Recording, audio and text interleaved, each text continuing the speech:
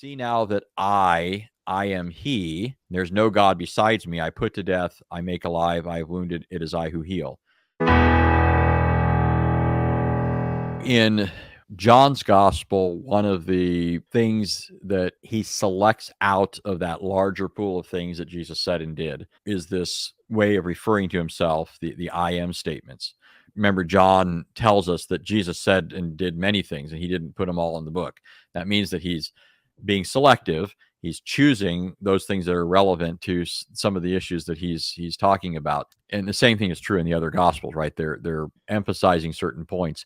And one thing that we see in John's gospel is he likes to tell us about those I am statements. There's two classes of this.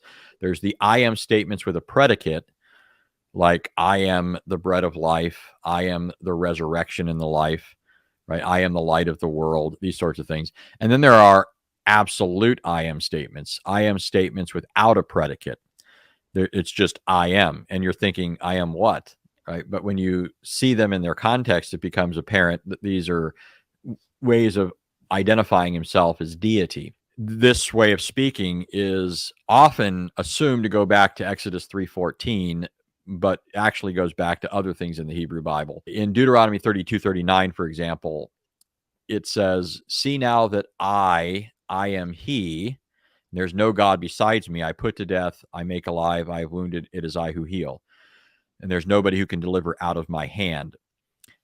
In the English translation, it renders it I am he, but in Hebrew, it's anihu. In Greek, it's ego eimi. And normally would be, if we just translate it strictly, it would be I am. That's the same expression that Jesus uses several times in John's gospel, ego eimi.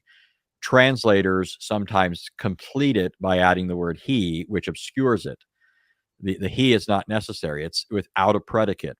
He simply says, I am. The most well-known example of this, which really brings out the force of it, is John 8:58, when the Jews say, you're not 50 years old and you've seen Abraham. Jesus replies, before Abraham became, I am. So here you have a pointed contrast. Abraham became.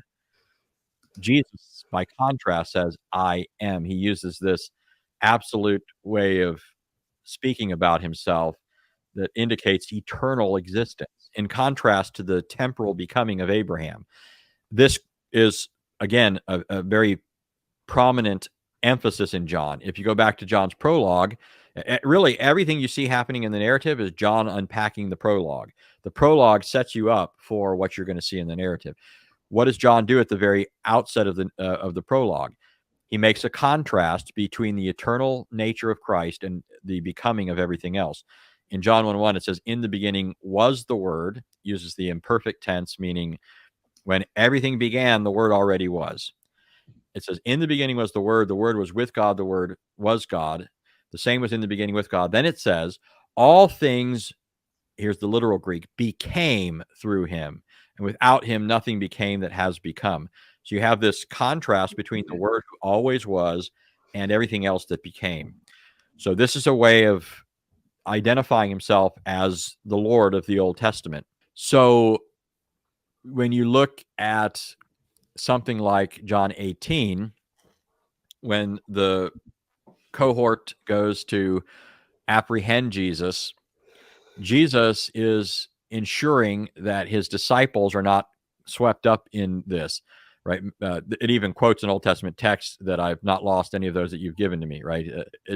Old Testament predicted that the shepherd would be struck and the sheep would be scattered, but none of them would perish in that event.